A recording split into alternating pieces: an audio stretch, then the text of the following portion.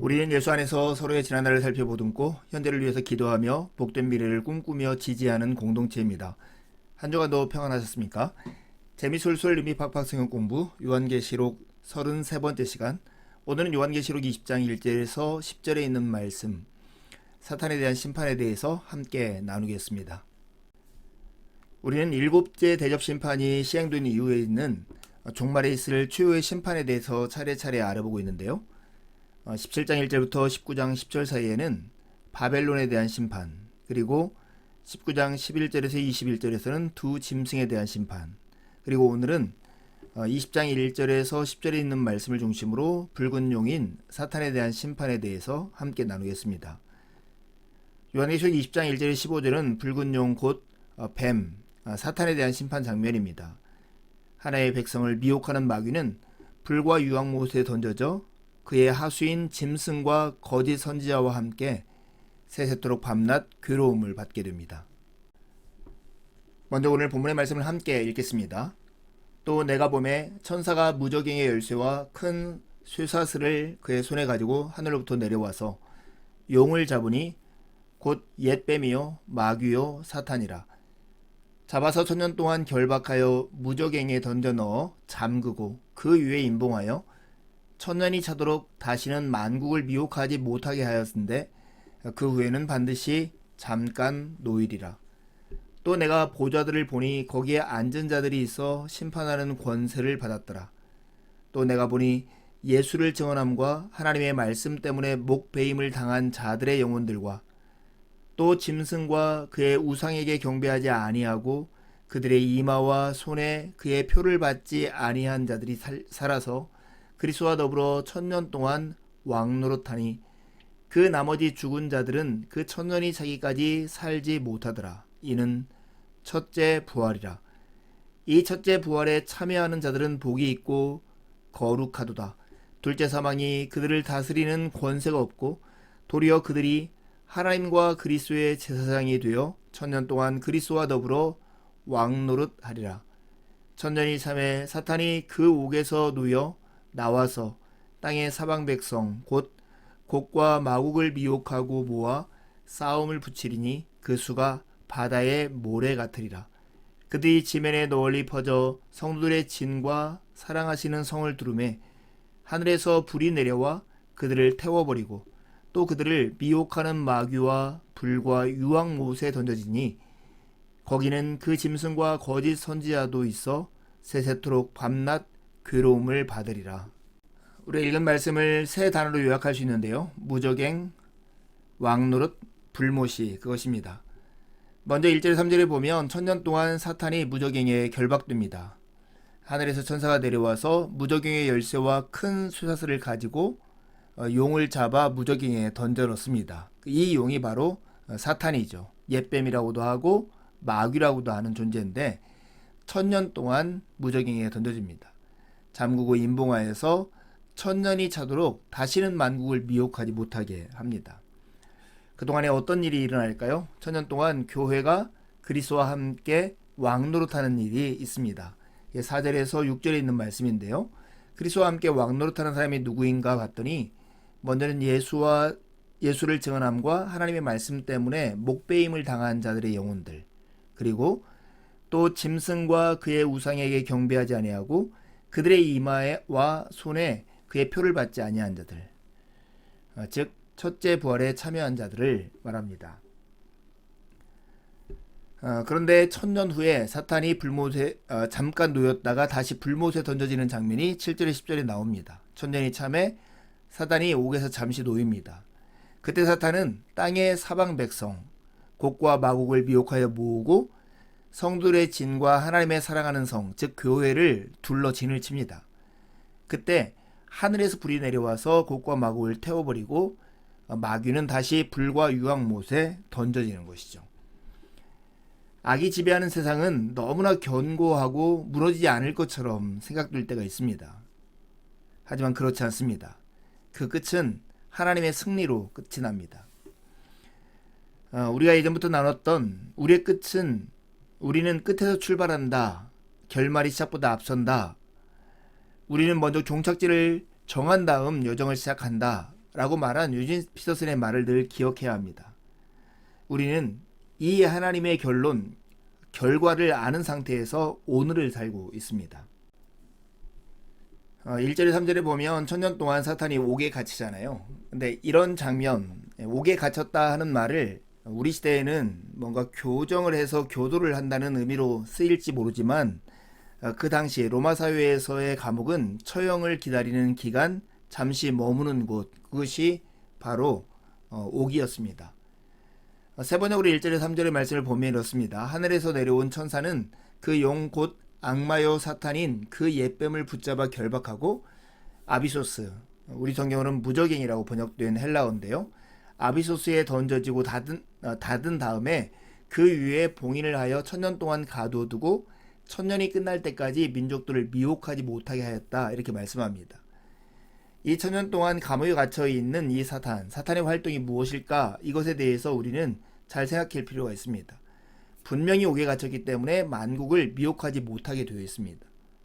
그럼에도 불구하고 그 옥에서 소리를 내면서라도 어떠한 속임수를 써서라도 마지막 힘을 다해 교회를 미혹하는 기간, 이것이 바로 이 천년의 기간입니다. 그래서 하나님을 알지 못하는 불신자들의 상태를, 믿지 않을 때의 상태를 잘 보여주는 것이 에베소서 2장 1절에서 2절에 있는 말씀인데요. 이렇게 표현했습니다. 여러분도 전에는 허물과 죄로 죽었던 사람들입니다. 그때에 여러분은 허물과 죄 가운데서 이 세상의 풍조를 따라 살고 공중의 권세를 잡은 통치자, 곧 지금 불순종의 자식들 가운데서 작용하는 영을 따라 살았습니다. 이 말은 공중의 권세 잡은 통치자, 불순종의 자식들 가운데 역사하는 영이 지금도 활동하고 있다 하는 것이죠. 그런데 옥에 갇힌 상태에서 마지막 힘을 다해 발악을 하고 있는 모습으로 우리는 상상할 수 있습니다. 용, 곧 옛뱀이요 마귀요 사탄이 천년 동안 무저갱이라는 옥에 갇혀 있다는 것은 사탄이 미혹하지 못하게 되었다는 것입니다. 그럼에도 사탄은 마지막 힘을 다해 교회를 미혹하고 있고 복음의 빛을 보지 못하게 하는 일을 하고 있다는 것을 우리는 유념해야 합니다. 4절에 보면 새 번역으로 이렇게 번역되어 있습니다. 내가 또 보좌들을 보니 그 위에 사람들이 앉아 있는데 그들은 심판할 권세를 받은 사람들이었습니다. 심판의 권세를 받은 사람들이 그리스도와 함께 천년 동안 다스리는 얘기가 나옵니다. 나는 예수의 증언과 하나님의 말씀 때문에 목이 베인 사람들의 영혼을 보았습니다. 그들은 그 짐승이나 그 짐승 우상에 절하지 않고 그들의 이마와 손에 그 짐승의 표를 받지 않은 사람들입니다. 그들이 살아나서 첫째 부활해서 그리스도와 함께 천년 동안 다스렸습니다. 사실은 이 문장 때문에 천년왕국설이라 하는 것이 생겼습니다. 여러분 들어보셨습니까? 천년왕국설의 대표적인 세 가지는 전천년설, 후천년설, 무천년설입니다. 전후무라고 하는 것은 천년왕국이라는 것 전에 예수님이 재림한다.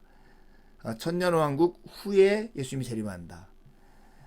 이런 말로 전천년, 후천년 이렇게 나눕니다. 천년왕국이 센터에 있고 예수님의 재림이 이 천년왕국 전이냐 후냐 이렇게 말을 하는 것이죠.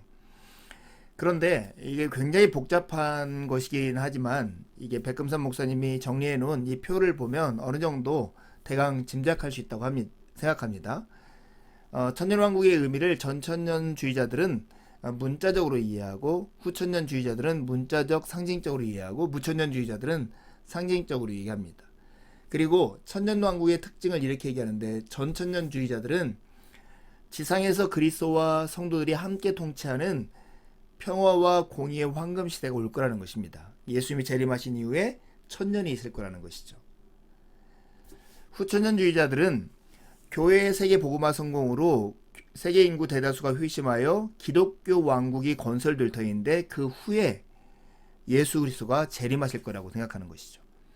무천년주의자들은 천상에서 그리스도와 함께 통치하는 그 기간, 예수님의 초림부터 재림까지의 기간을 이 천년왕국의 상징적인 기간으로 이해합니다.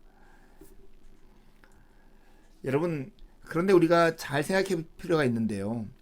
천년왕국설의 논쟁의 핵심은 역사가 끝나고 영원한 새하늘과 새 땅이 도래하기 전에 지상에서 천년왕국이라 불리는 황금시대가 있느냐 없느냐 하는 얘기거든요. 근데 사실 성경 어디에도 천년왕국이라고 하는 직접적인 표현이 없습니다.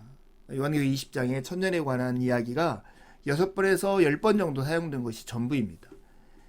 우리가 그래서 어떤 이론에 우리가 창념하는 것보다 더 중요한 것은 이 천년왕국을 통해서 이 요한계시록이 우리에게 말하려고 하는 것이 무엇이냐 하는 거예요.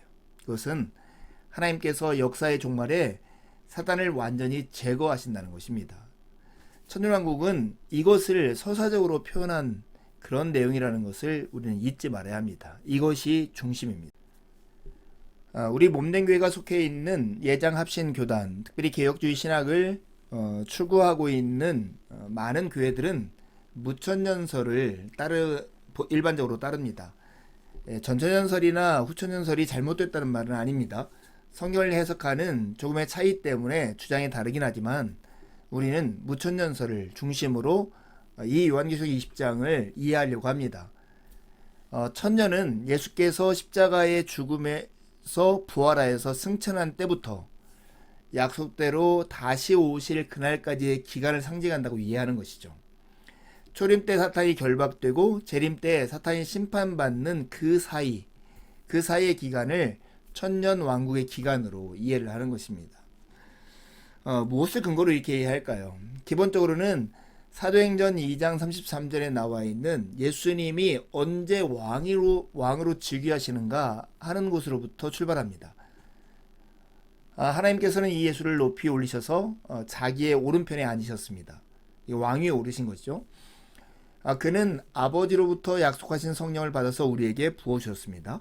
여러분은 지금 이 일을 보기도 하고 듣기도 하고 있습니다.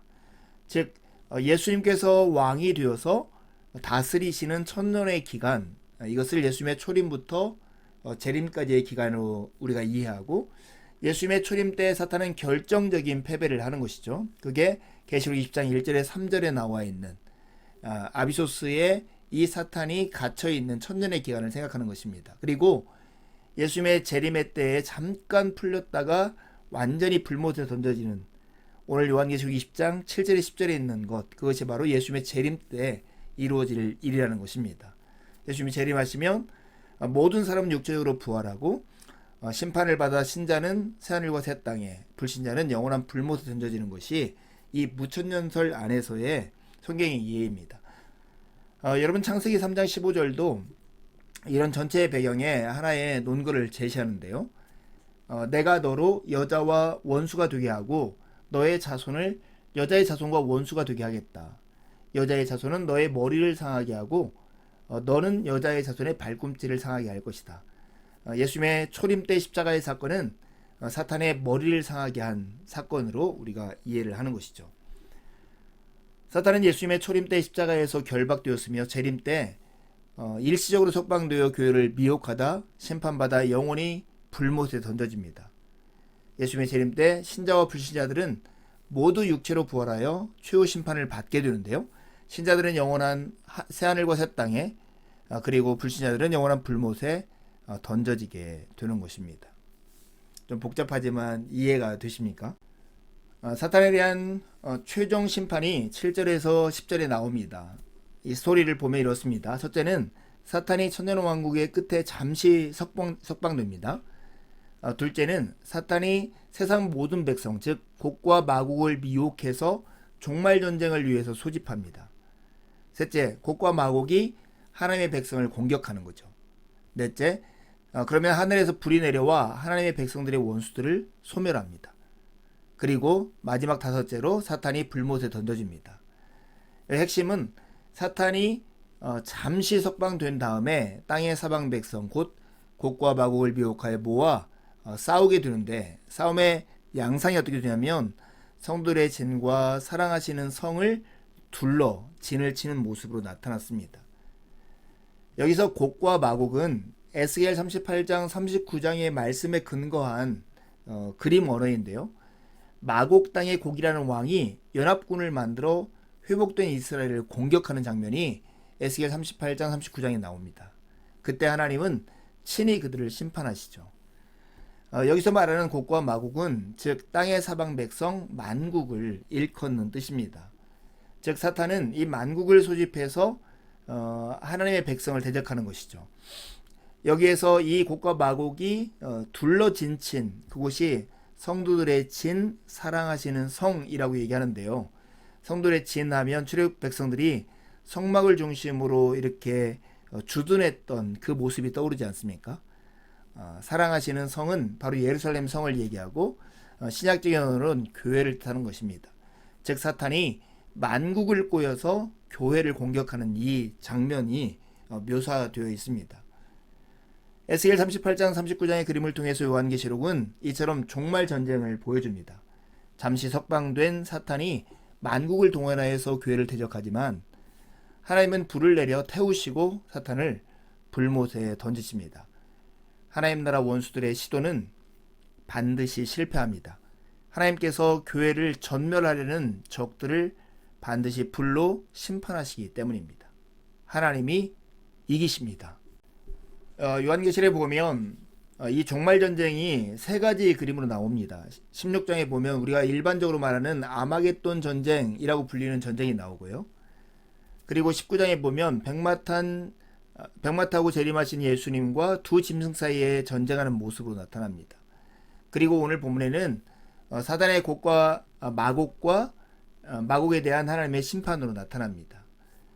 이 전쟁의 시기, 전쟁의 주체, 전쟁의 용병, 대상, 결과 이런 것들이 사실은 에스겔 38장, 39장을 배경으로 나타나고 있는데요. 이게 백두산 목사님이 정리해 놓은 표에 잘 나타나 있습니다. 이 사실에서 우리가 주목할 것은 세세한 내용의 의미가 무엇인가 보다 이 전쟁을 통해서 우리에게 말하려고 하는 메시지가 무엇인가 하는 거예요. 역사의 끝에는 반드시 이런 전쟁이 있을 거라는 거죠. 근데 이 전쟁이라고 하는 것이 그냥 세계 3차 대전처럼 물질적인 전쟁이 아니라 교회와 세상 간의 영적인 전쟁이라는 것입니다. 그리고 우리가 이걸 전쟁이라고 말하긴 하지만 본질상 이것은 하나님의 심판이라는 사실입니다. 예수님의 재림이 가까워지면 사탄이 잠시 풀려나서 다시 한번 소동을 일으킬 것입니다. 그러나 그 소동은 일시적일 뿐입니다. 성도들이 두려워할 일은 아니지만 진리가 가려지고 믿음이 흔들리는 일이 벌어질 것이다 하는 것을 우리는 유념해야 합니다. 그러나 우리가 끝까지 놓지 말아야 할 중요한 문구, 우리는 끝에서 출발합니다. 결말이 시작보다 앞섭니다. 하나님은 이기십니다. 그 승리를 붙잡고 오늘을 살아가는 우리가 되어야 합니다.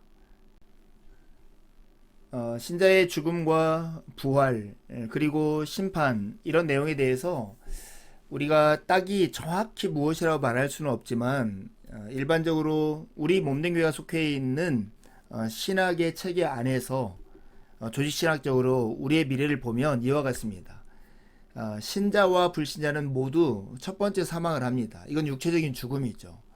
그런데 신자는 죽은 후에 낙원이라는 곳에 갑니다. 이 표현을 어디서 빌려오냐면 누가복음 23장 43절에 나오는 예수님의 말씀에서 빌려와요. 예수님께서 한편 강도에게 이렇게 말씀하시잖아요. 예수께서 이르시되 내가 진실로 내게 이르노니 오늘 내가 나와 함께 낙원에 있으리라 하시니라. 바로 이게 낙원에 있는 것인데 이것을 영적인 부활, 첫 번째 부활이라고 말을 합니다. 그때 불신자는 어디에 있냐면 음부에 있습니다. 그런 다음에 예수님이 부활하실 때, 예수님이 재림하실 때 두 번째 부활을 하는데 이때는 육체적인 부활을 하게 됩니다. 이것은 신자뿐만 아니라 불신자도 부활에 이르게 되는데요. 이것은 요한복음 5장 29절에 근거합니다. 선한 일을 행하는 자는 생명의 부활로, 악한 일을 행한 자는 심판의 부활로 나오리라. 이 둘째 부활 이후의 심판을 통해서 신자는 새하늘과 새 땅에, 불신자는 둘째 사망 불못에 던져지게 됩니다. 첫째 부활은 영적인 부활로서 신자에게만 일어납니다. 그러나 둘째 부활은 육체적인 부활로서 신자와 불신자 모두에게 일어납니다. 신자는 한 번 죽고 두 번 부활합니다. 반면 불신자는 한 번 부활하고 두 번 죽게 되는 것이죠. 이게 우리의 미래에 대한 계략적인 그림으로 우리가 이해하고 있으면 우리가 신앙생활할 때 도움이 될 것입니다. 여러분, 요한계시록에서 붉은 용 사탄에 대한 심판을 이야기하는 이 이야기를 듣는 첫 번째 독자가 누구인가를 잊지 말아야 합니다. 그래야 이 메시지가 어떤 의도로 전해졌는지를 알 수 있는 거죠. 예수 그리스도를 믿는다는 것 때문에, 그래서 로마 황제를 숭배하는 것을 거절한다는 것 때문에, 경제적인 불이익을 당하고 삶이 녹록하지 않는, 그래서 우상과 타협해야 할 여러 가지 미혹이 있는 그런 상황에서 살고 있는 사람들, 초대교회에게 준 편지예요. 왕같은 제사장이라는 신분을 가지고 있지만 여전히 사탄의 미혹에 노출되어 있는 자들에게 준 편지인 거죠. 하나님이 이기신다. 결론이 이거다. 이 결론에 맞추어서 오늘을 살라고 한 메시지인 것입니다. 그때 사탄의 미혹 중에 가장 핵심은 복음의 빛을 보지 못하게 하는 것입니다. 고린도후서 4장 3절과 4절에 이런 말씀이 있습니다. 우리의 복음이 가려 있다면 그것은 멸망하는 자들에게 가려 있는 것입니다. 그들의 경우를 두고 말하면 이 세상의 신이 믿지 않는 자들의 마음을 어둡게 하여서 하나님의 형상이신 그리스도의 영광을 선포하는 복음의 빛을 보지 못하게 하는 것입니다. 오늘 사탄이 우리 가운데 행하는 가장 큰 일, 그것은 뭐냐면 우리의 마음을 어둡게 하는 것입니다. 그리스도의 영광을 선포하는 복음의 빛을 보지 못하게 하는 것. 이것이 사단이 우리에게 행하는 가장 큰 미혹입니다. 이것을 좀 무엇과 대조해서 보면 명확하겠죠. 그리스도의 영광을 선포하는 그 복음보다 돈이 우리에게 주는, 세상의 인기가 주는, 사람의 인정이 주는, 관계가 주는, 무엇인가를 소유하는 것이 주는 그 복음의 빛이 더 밝게 보인다면 우리 역시 사단에게 미혹을 당하고 있는 것일지 모르겠습니다. 내 마음에 눈을 여소서, 우리의 기도의 제목이 되어야 합니다. 구상시인이 말씀의 실상에서 얘기했던 것처럼 영혼의 눈에 끼었던 무명의 백태가 벗겨지며 나를 애워싼 만유일체가 말씀임을 깨닫습니다 하는 이 고백이 우리의 고백이 되었으면 좋겠습니다. 영혼의 눈에 끼었던 무명의 백태를 벗겨 주옵소서. 하나님, 내 눈을 열어서 주님의 율법에서 놀라운 것을 보게 하옵소서. 내 마음의 눈을 여셔서 하나님의 형상이신 그리스도의 영광을 선포하는 복음의 빛을 밝히 보게 하여 주옵소서. 이것이 우리의 기도이고 소망이고 현실이 되어야 할 것입니다. 이제 요한계시록 20장에서 22장을 펼치고 할 수 있는 만큼 반복해서 읽으십시오. 읽으면서 마음에 닿는 내용들을 노트에 기록해 보시고요. 기록한 내용을 가까운 누군가에게 나누어 보십시오. 다시 영상을 보며 생각을 가다듬어 보시고 묵상하고 깨달은 내용을 붙잡고 하나님께 나아가 기도를 드리십시오. 하나님의 은혜가 아침 햇살처럼 여러분의 영혼 안으로 들어올 것입니다. 감사합니다.